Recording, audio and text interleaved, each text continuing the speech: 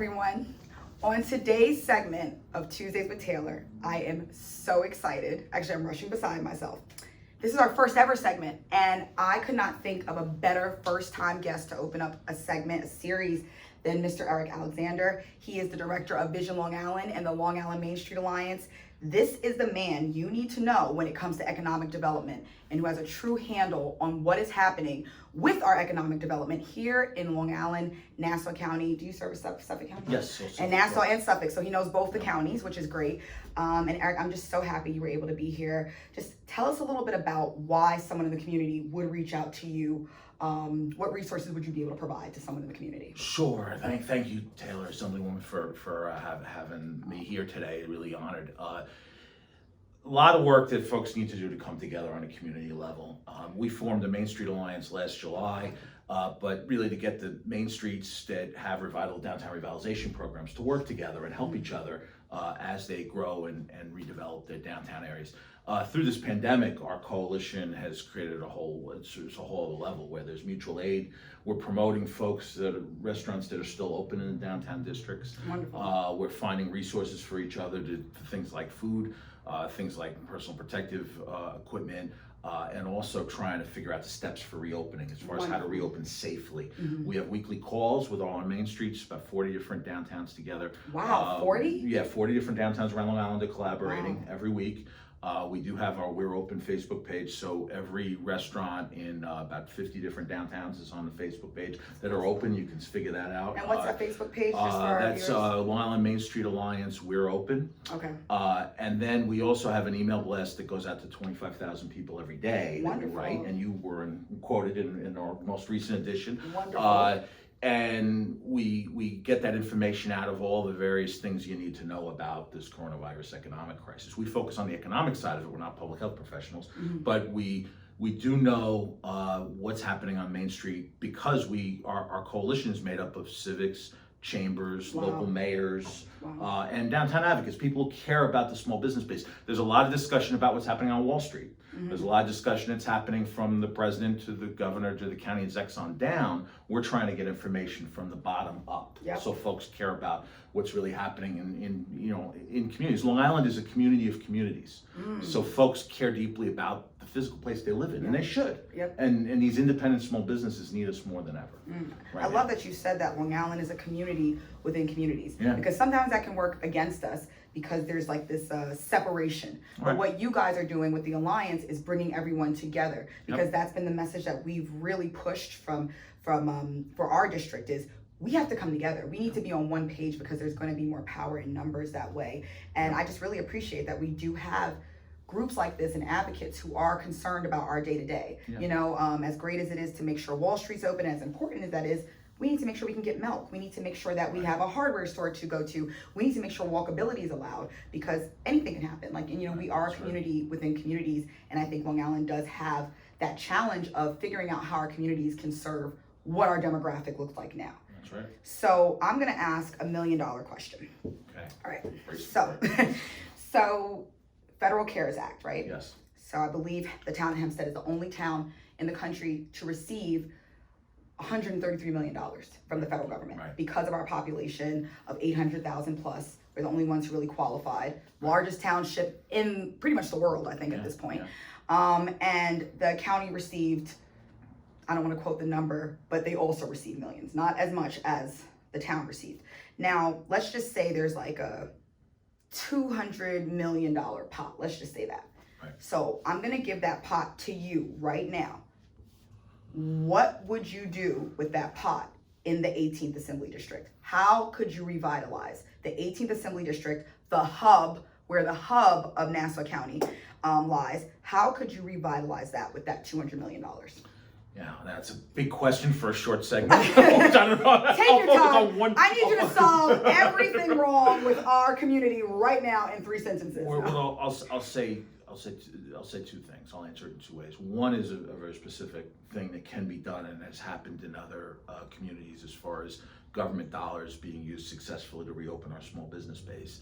I'd make sure that every small business district that had under 10 employees, that there be some allocation given in a restart package. Ooh, I like that. Because you need to get back to work. Mm-hmm. You also expended all your resources and you have a pile of bills. Mm-hmm. So in order to get the machinery of your business operating, you need some dollars. And government can quickly, if it's 100 businesses per business district that would qualify under that 10 or under employees, and they got a $5,000 grant or an $8,000 grant, something to get them started, you know, that wouldn't cost a lot out of that large allocation. There'd still be resources for public health, other things, and other government operations. But to get some direct aid to the small business, Main Street, the independent small businesses would be key.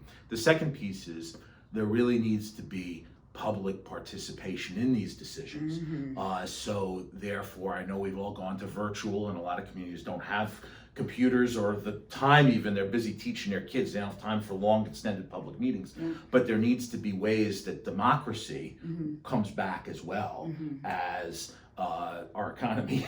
You know, we've lost our economy a little bit, a lot. But we got to bring back our democracy to show that the public is involved in these decision making, and for everybody involved. You know, because these are tough decisions. Yeah. You know, really tough decisions to face, and I'm glad you're paying attention to it. Definitely, You know? and large thanks to you and the issue that we definitely discussed last week, but. That was perfect, and you did it in like 2 or 3 sentences. Like, was that 4 sentences? That's perfect. A restart restart package where, and then in that restart package, I think it would be really cool to be able to have education disseminated with it. Like, you know, so like there is a requirement, things that you do have to do and fill out to qualify, but in that moment of need, there's an exchange of information to kind of say, here's some quick ways, or here's some ways that other businesses that have been hit have, you know, rebuilt, like, so people understand and know. And I do love the public participation. I think every person who pays into this tax system is a stakeholder. And I feel like they should at least have the opportunity and the platform to be a part of that decision. So I'm looking forward to the plans that are coming from the county and the town. I have a lot of constituents that are really excited to see these plans to make sure that the money is allocated in a way that's truly going to provide relief. We know the areas that were hit the hardest, and if you have any idea what areas really were hit the hardest economically. You know, it's funny because we did we surveyed 600 businesses across Long Island, all in main streets, and a third of them told us they're worried about coming back at all. They may be permanent closure. I've heard that So the reality is that based on three criteria, whether they come back or not, how quickly government aid moves, and some has moved, some hasn't. Yes. Right? How long this lockdown continues, shutdown continues, and it's Lockdown. sorry, but that's how it feels to people. It feels like literally, you know, that people are struggling in that regard. So the third is whether the community is rallying around the businesses, and the good news in this is that community people have really rallied around their independent small businesses, particularly. You know, Wendy's will come back, Panera will come back, a lot of the chains, but the independent small businesses you care about may not be back if we don't rally around them. So some areas, you know, some areas have more resources in the community as far as, you know, physical resources in a bank account, you know. So some main streets on the North Shore have found a way to sort out the takeout and this and that. Some main streets, you know, and I saw in your district, I saw a couple businesses already closed. In some communities that, you know, I saw one business in Farmingdale close. I didn't want to see. We work in the downtown revitalization. Tell me it was there. not the bagel. The bagel shop. No. Okay. No. Remember that? It's a pizza shop. It's like one of my favorite bagel places. You know what it is? A lot of downtowns go through the winter, and January and February are tough months. So they're waiting for March and April to the warmer weather to fire up and people come out. There's a seasonal nature to some of these downtowns. So then just as folks are waiting to see the money start to trickle in, then this hits and everything's shut down. And now we're heading into the prime time of a lot of downtown communities. And it's still, there's a lack of clarity. You can't plan. Even after today, hearing from the governor, we don't know yet when the time is. Is it next week? Is it June 1st? Is it June 15th? When is it? And I think that uncertainty is really hard for people. Okay, so our last question. Okay. you said it would really help if the community rallies around these small local businesses. Yes. How can we as the community rally around these small local businesses? Sure. I mean, there's a number of things that folks can do. And one is obviously for the restaurants, do takeout where you can. Yeah. We've been doing it. Obviously, for other services, use services online. And whatever services are legal and available to be used through this process. Get gift certificates. Awesome. Get the gift cards. Get as much directly from the community. Even when you do the takeout, try to do it through a company, either direct service or a DoorDash is better than the Grubhub as far as they don't take as much from the business. Oh, okay. So there's some issues there. So rallying around the community really, individually with your dollars. We've also seen, the last thing I encourage people to do is if you're give to charities that are local. Oh, I like that.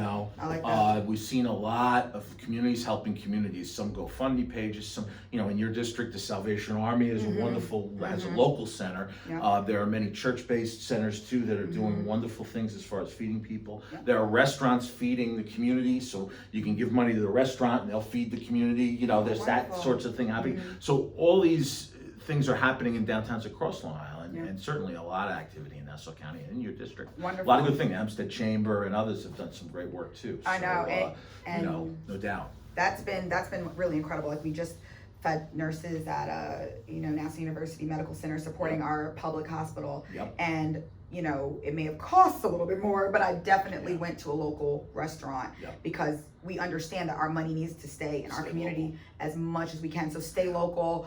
And Eric, I really cannot thank you enough. This happened organically, which is how I like things to happen. When I was thinking about what is the most important thing we would want to know about, how can we help our communities rebuild during and after this process, this experience that we've had with COVID-19, and you're just always a resource, and I'm just really thankful to partner with you. Again, this is Eric Alexander, the Director of Vision Long Island and the Long Island Main Street Alliance, and you are watching Tuesdays with Taylor. Thank you so much for tuning in, and I look forward to seeing you again soon.